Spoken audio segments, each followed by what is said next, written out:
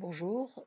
Avant donc de découvrir les œuvres de l'écrivain Mohamed Dib, je tenais, comme d'habitude, à faire une présentation de sa vie, euh, qui a l'air très, très intéressante et très riche.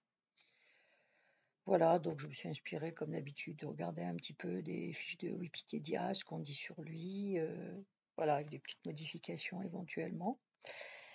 Alors, Mohamed Dib donc est né en 1920, à l'époque où l'Algérie était française, et il est décédé en 2003.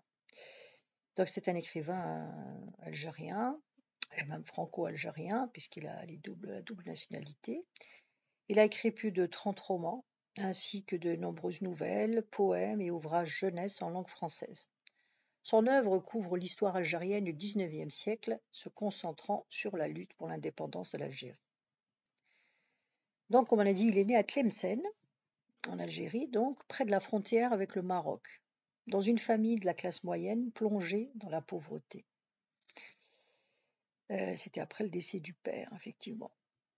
Après avoir perdu justement son père très jeune, il a commencé à écrire de la poésie à 15 ans. À 18 ans, il a commencé à travailler comme enseignant à Oujda, donc au Maroc. Entre 20 et 30 ans, il a exercé diverses fonctions: tisserand, enseignant, comptable, interprète pour les militaires français et britanniques, et même journaliste pour des journaux comme Alger Républicain et Liberté, un organe du Parti communiste algérien. En 1952, 2 ans avant la révolution algérienne, il épouse une Française, adhère au Parti communiste algérien et visite la France. La même année, euh, il publie son premier roman, La Grande Maison. Dib fait partie de la génération 52, un groupe d'écrivains algériens qui compte parmi ses membres Albert Camus et Mouloud Feraoun, dont on avait déjà parlé. En 1959, il fut expulsé d'Algérie par les autorités françaises en raison de son soutien à l'indépendance algérienne, mais aussi du succès de ses romans, qui décrivaient la réalité de la vie dans l'Algérie coloniale pour la plupart des Algériens. Au lieu de s'installer au Caire, comme l'avaient fait de nombreux nationalistes algériens, il décida de s'installer en France, où il fut autorisé à rester après que plusieurs écrivains, dont Camus, eurent fait pression sur le gouvernement français.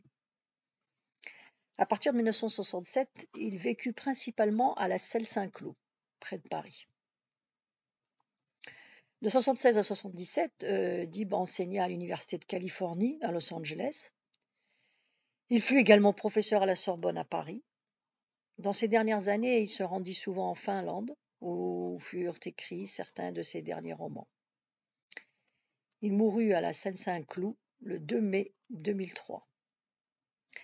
Lors d'un hommage, le ministre français de la Culture de l'époque, Jean-Jacques Ayagon, déclara que Dib était un pont spirituel entre l'Algérie et la France, entre le Nord et la Méditerranée.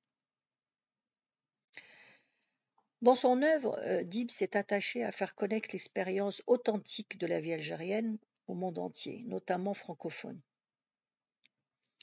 La révolution algérienne 1954-62 a profondément marqué sa pensée et l'a poussé à porter à l'attention du monde la lutte de l'Algérie pour l'indépendance. Défenseur de l'égalité politique, il était convaincu que ce qui nous différencie reste toujours secondaire. Il a reçu de nombreux prix de la littérature française, mais voilà. Donc pour ses romans, son premier roman, La Grande Maison, constitue le premier volet de la trilogie algérienne, qui met en scène une famille nombreuse algérienne. Le protagoniste principal, Omar, est un jeune garçon qui grandit dans la pauvreté en Algérie juste avant la Seconde Guerre mondiale. La trilogie est présentée dans un style naturaliste proche de celui d'Émile Zola. Le deuxième volet, L'incendie, publié l'année même du début de la révolution algérienne, retrace la vie d'Omar pendant la Seconde Guerre mondiale. Le dernier volet, Le métier à tisser, retrace la vie d'adulte d'Omar, ouvrier en Algérie. Publié en 1957, la trilogie est en partie autobiographique. Ses œuvres ultérieures n'utilisent pas toujours le même cadre naturaliste que ses romans précédents, y ajoutant souvent des éléments surréalistes. Il utilise la science-fiction dans Qui se souvient de la mer en 1962 et la poésie dans son dernier roman Voyage à Los Angeles. De 1985 à 1994, il écrit 4 romans semi-autobiographiques racontant l'histoire d'un Nord-Africain qui visite un pays nordique et entretient une relation et un enfant avec une femme de ce pays. Le dernier roman de cette série traite de la visite de l'enfant dans le pays natal de son père. Dib a également contribué à la traduction en français de plusieurs ouvrages finlandais. Alors, il a eu des prix. Il a eu le prix Fénelon en 1953. En 1967, il a eu le prix de l'Union des écrivains algériens pour l'ensemble de son œuvre. Et en 1994, il a eu le Grand Prix de la francophonie.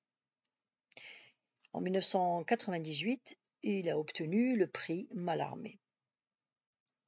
Voilà pour un résumé un peu succinct de la vie de Mohamed Dib, que je trouve extrêmement intéressante et riche. Voilà, à bientôt et je vous souhaite une bonne écoute.